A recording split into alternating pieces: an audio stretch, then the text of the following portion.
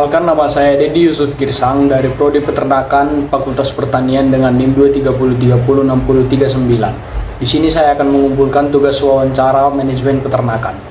Jadi saat ini saya akan berwawancara bersama Bapak Rizky Apriandi. Jadi Pak, saya mau bertanya, gimana sih dulu Bapak jadi kepikiran buat memulai usaha ternak ini?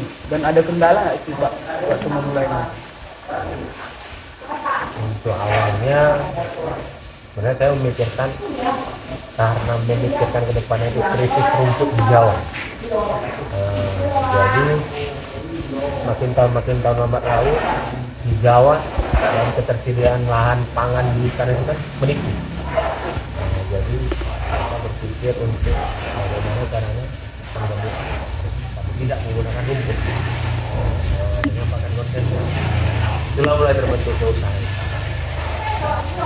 Iya, itu yang utama faktor. Terus yang selanjutnya Kendala awalnya itu waktu memulai.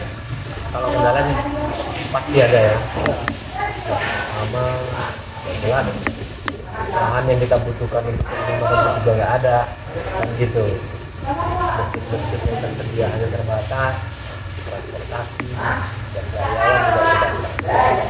Jadi seiringnya waktu lambat laun semua tertutupi dari awal sampai sekarang ini.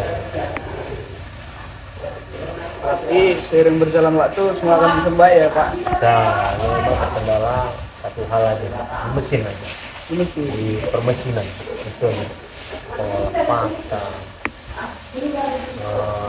mixer untuk mengaduk konsentrat, nah itu belum tentu itu.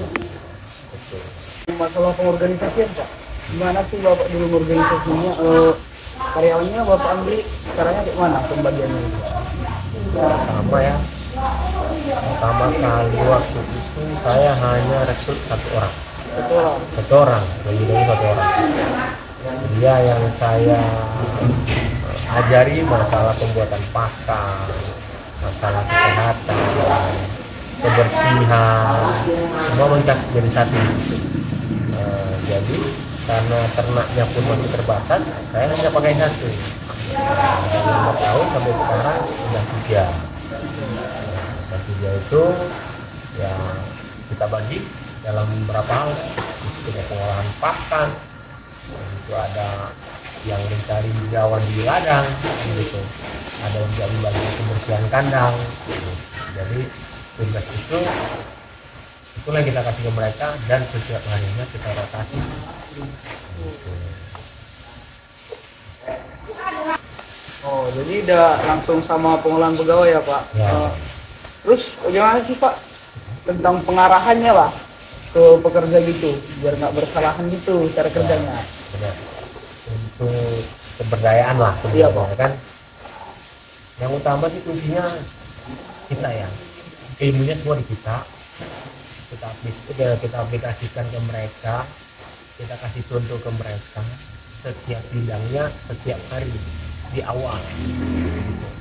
Jadi begitu kita pakan kita beri contoh tadi misal ini kebersihan kandang.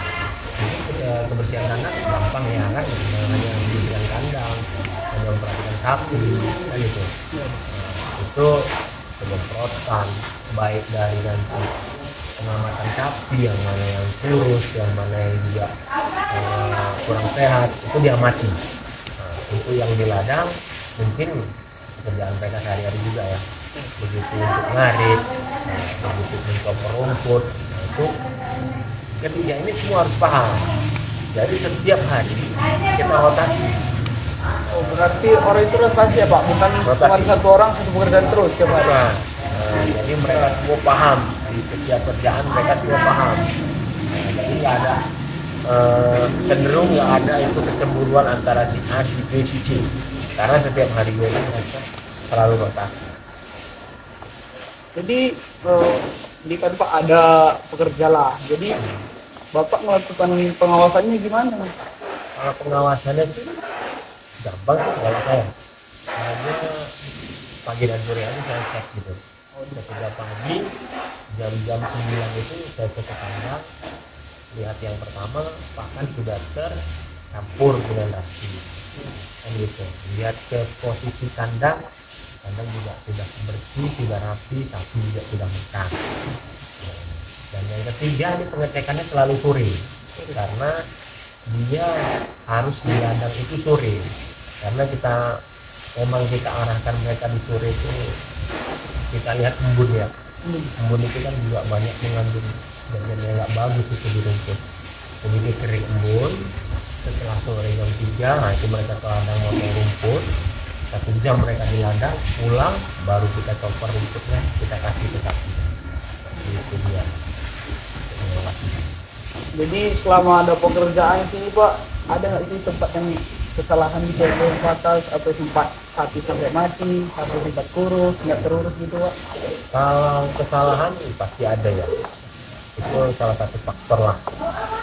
Kalau kesalahan mungkin kesalahan di pakan, mungkin pencampurannya kurang pas, jadi keterlambatan gemuk itu pasti ada. Nah itu yang kedua, permasalahannya itu dia ada di paknya. Kadang sapinya ini juga apa penyakit kan gitu, kena obat, kena cacing. Nah, jadi mesti kita obati baru dia sempurna. Ya bilang gitu Pak. Bapak pernah ngasih sanksi nggak buat orang yang salah itu? Atau pembayaran lah gitu? Ya, kita nggak pernah mendenda siapapun anggota kita nggak pernah mendenda. Kita cuma hanya mengawasi ketika dia salah, kita perbaiki, itu saja. Karena pun dikenakan sanksi seperti denda itu nggak bisa juga. Dengan denda itu kita memulihkan sapi-sapi kita sampai memulihkan pakan kita. Hanya arahan, diperbaiki, dicek ulang, ya direvisi lah apa kerjanya yang salah. Nah itu ya berjalan lagi dengan baik. Jadi setelah saya melakukan wawancara, saya sudah dapat menyimpulkan apa sih permasalahannya dari P5 yang telah kita pelajari pada Bapak itu, yaitu di peternakan sapi perkasa farm. Jadi masalah yang paling mengena di Bapak itu yaitu ternyata di masalah awal perencanaan, yaitu di masalah modal. Kenapa saya bilang seperti itu?